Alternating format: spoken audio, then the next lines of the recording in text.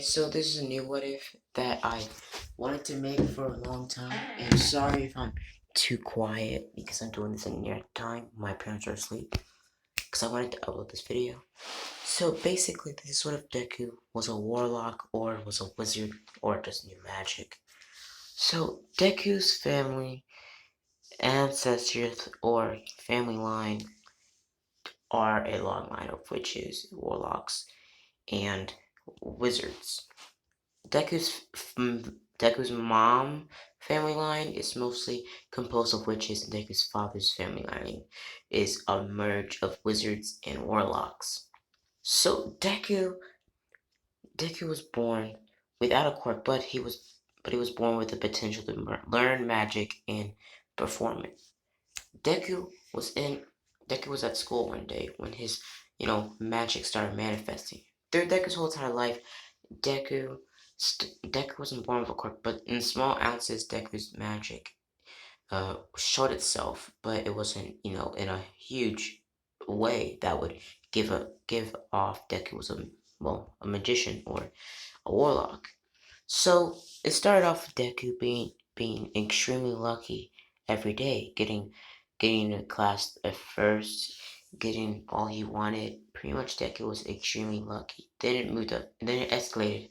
Deku healed faster, but Deku also was extremely um well better. Deku grew up very muscular, but Deku never worked out. Deku actually ate junk food a lot, but he always grew up muscular and really fit.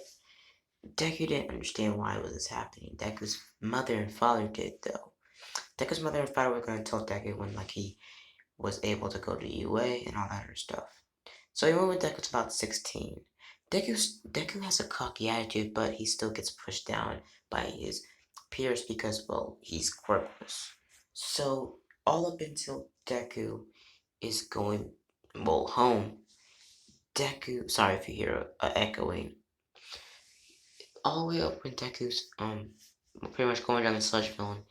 Instead of the sludge villain, it's pretty much a huge burst of energy coming from Deku. Deku's magic powers revealed itself in a short amount of time. When the sludge villain was there, the sludge villain did go for Deku, but Deku's magic protected him. The sludge villain was teleported somewhere far away from Deku, and luckily, the sludge villain was teleported in front of a pro hero. That pro hero called a couple other heroes, and the sludge villain was dealt with accordingly. Deku, Deku, after realizing what he did, Deku went to his mom and dad and told them what happened. His mom and dad looked at each other with a worried look and pretty much told Deku that he was a warlock slash witch slash wizard. So Deku was confused, but his parents told Deku about his ancestries and that his family members were great magicians and witches. So Deku was trained in the witchcraft for about 10 months from his mother and wizardry from his father. Deku Deku was trained in all these forms of magic, and pretty much he loved them. Deku also was given family heirlooms from his witch ancestors, an a coin amulet that can enhance Deku's magic. Deku's magic is already strong on its own because he's a merge of all three most main magic users in the world in the history of magic. Deku is pretty much a god at magic. Deku was mostly taught elemental magic from his father, and mostly, trickery magic, like illusions, and like catching things on fire with his mind, and making people pretty much be unlucky. Like if somebody's pouring a cup, their hand will stop working and they'll overfill the cup. So Deku can make people have bad luck for a short amount of time. It can make people have good luck. Pretty much just have the generic witch powers. Deku hasn't been taught how to curse people yet, but his parents don't pretty much well think that Deku should never know how to curse people because they should pretty much teach Deku when he's like, he's more, calm steady because he's still a teenager. And if he could curse people, he probably would curse his bullies. So Deku and his mother refused to teach Deku any cursing, and he curses. So Deku pretty much looked up spells, and one spell was actually real on Google. It was a spell to turn.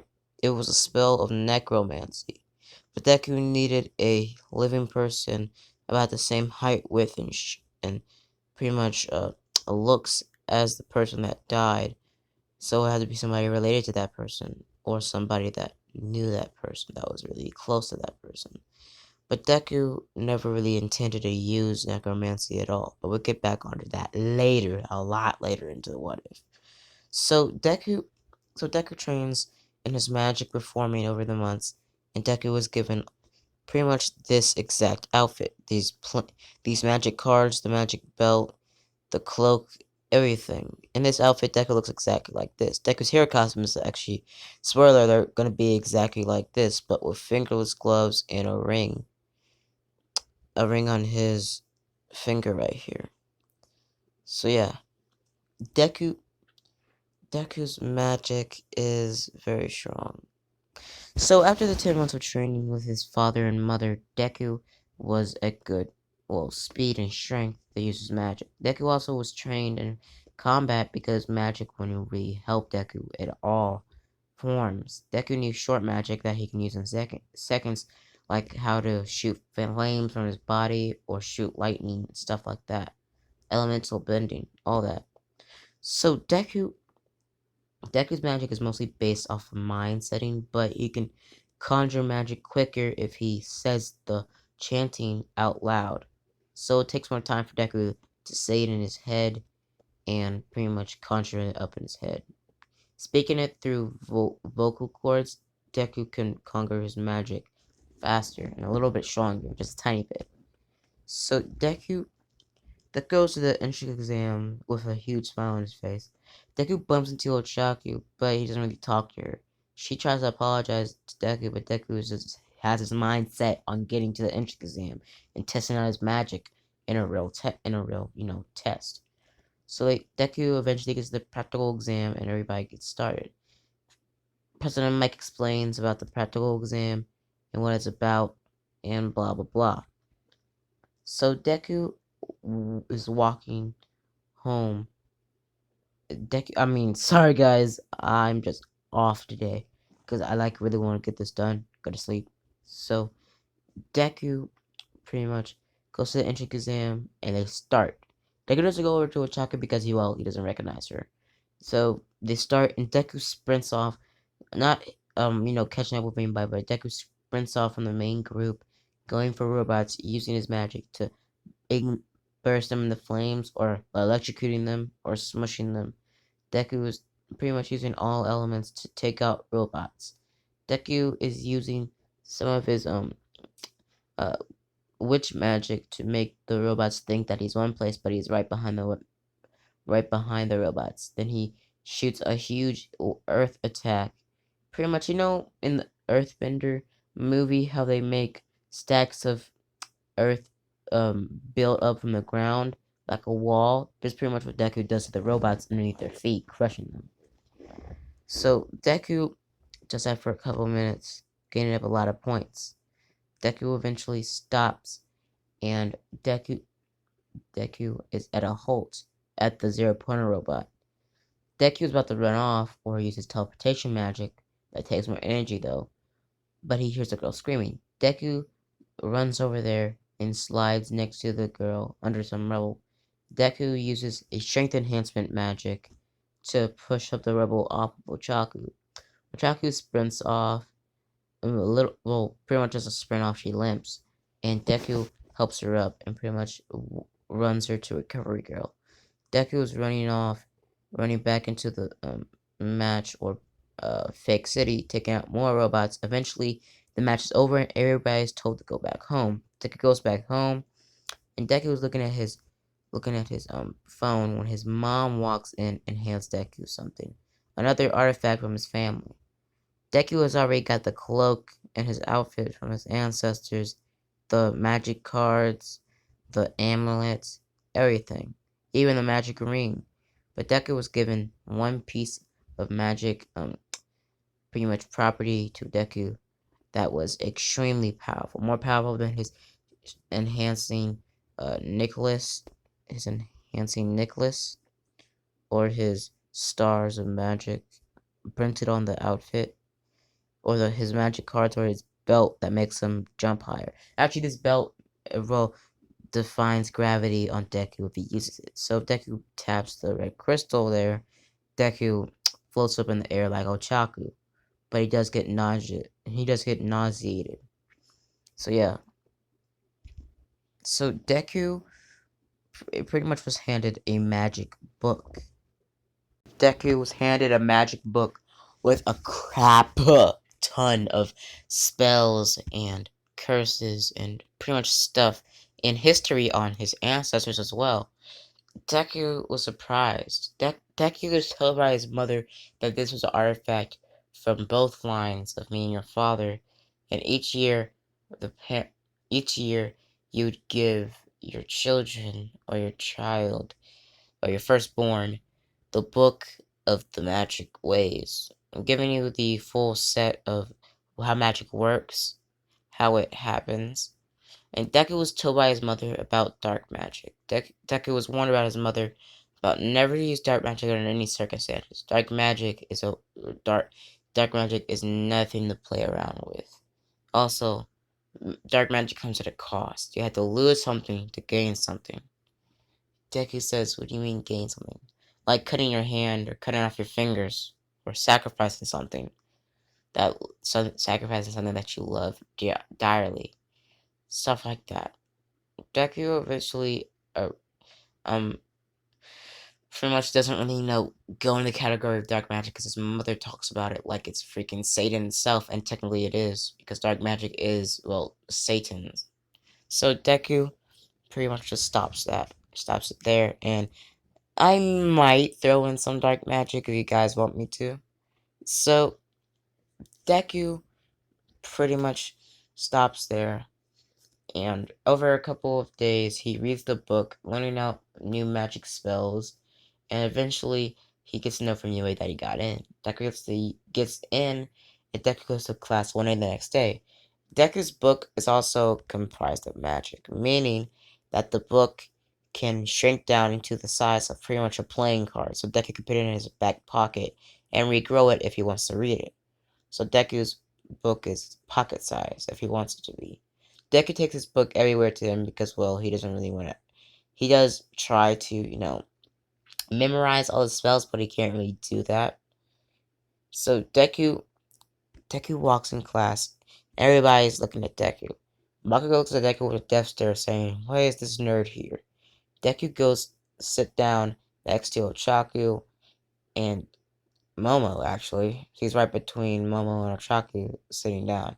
So Deku talks to actually Ochaku because he thinks she's hot. So Deku talks to her, tries to flirt with her. She flirts back a little bit, but not enough to make Deku believe that she likes him. So after that, Azawa explains to the class that they're doing quick assessments and they're told to go, outside. So everybody gets ready. They start and everybody's told to go up. Deku's told to throw the ball first because they have the highest score, and Deku throws the ball using some lightning magic to bolt it up into the air, using a little bit of wind magic as well to boost it up higher, almost boosting it out of the atmosphere.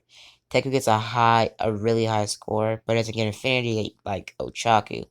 So Deku walks off, and if Deku's walking, and just as a disclaimer, guys, I am going to be introducing other mystical creatures, like, vampires and werewolves. Just stay you know, touch if you want me to turn somebody in class 1A into a werewolf or a vampire. So yeah, just comment down below if you want me to turn, like, I don't know, Kirishima into a fucking werewolf. Doesn't really matter. I'll turn anybody into My Hero Academia, class 1A or class 1B, into something that's like mystical. That might play a different role in their part, like they might have like a completely different quirk. They might just take the werewolf part of their body and say it's a quirk. So yeah, I'm most likely gonna make Kirishima a werewolf. Yeah, stay tuned for that. So oh sorry guys. So Deku gets ready. Everybody gets ready, and for the long jump, Deku jumps over it using wind magic beneath his feet, hovering over it. For the race, Deku uses his strength enhancing magic on his legs, but doesn't get far and gets about third place. For the grip test, Deku gets about third place again because he uses his strength enhancement magic in his hands. So after that, oh sorry guys. Oh snap! I went into something completely different. Oh snap! What's this? Sorry guys. I'm just messing this up. So Deku pretty much just stops it there, and Deku gets about third place in general. Bakugo gets second, and Todoroki gets first.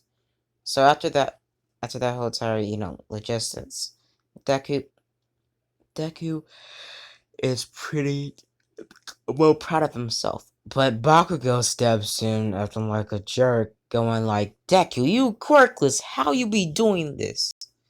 And pretty much trying to beat up Deku. Azao steps in like he did originally and stops Bakugo before, Bakugo could try to fold Deku like he could. Because just disclaimer, I'm gonna make Deku OP progressively through the what if. I'm not gonna make him OP off the bat, because that's just not watchable. You're just gonna know he's gonna win all the time. So pretty much Deku after that goes back home after everybody's handed their syllabus, and Deku walks back home. And that night was a full moon. Deku's parents didn't tell Deku yet about how other mystical creatures like witches and warlocks and vampires and werewolves were real. So Deku was walking down the street when he heard a huge howl, like coming a few blocks away from him. Deku looked down a block and he saw red, bright red eyes, and I mean bright red eyes. And they, and he seems like it was like some type of being on all fours, but it started standing on his hind legs. Deku looked at it closer, and it was like a red shimmering on it. The fur was red. It was some gray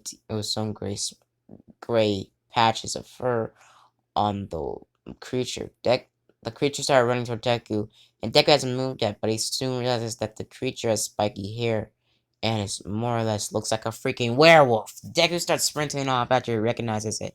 After he recognizes it kind of looks like a werewolf, so he sprints off, and Deku's sprinting and sprinting and sprinting. And eventually Deku gets to a certain point where he's a couple blocks away from home. Deku looks behind himself, and the thing is still chasing Deku. Deku runs off and runs off, but then he remembers he's a freaking warlock slash witch slash wizard, so Deku can save himself. So Deku thinks about a spell that could help him up against a werewolf, and Deku recognizes it was a spell in the book that was something about turning something that was transformed into something that it was. So Deku took out his book and started reading through the pages faster and faster, faster until the wolf thing was about 6 feet away from Deku. It was about to pretty much maul Deku, but Deku said a word, a spell casting that transformed the creature back into its original state. Deku looked down on the ground and he saw a half-naked Kirishima. Deku was shocked and at pretty much paralyzed. After that, Deku talked to Kirishima, and Kirishima explained to him that his family had a long line of werewolves, but family, uh, most of the werewolf genes skipped my family. Even my parents don't have it.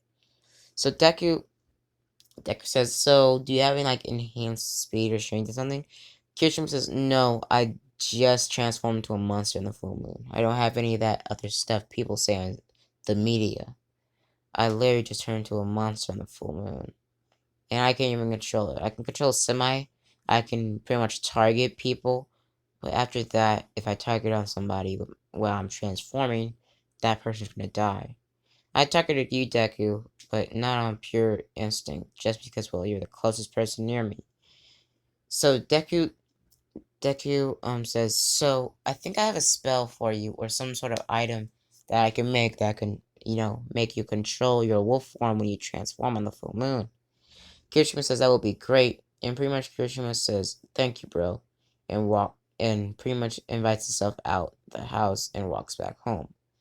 After that, Deku talks to his parents, and his parents pretty much say to Deku that that's pretty nice. That's nice of you, to help that wolf boy.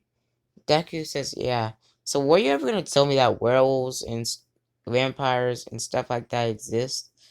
Deku's parents said, "Yes, we were gonna tell you. Like actually that this night because it was a full moon.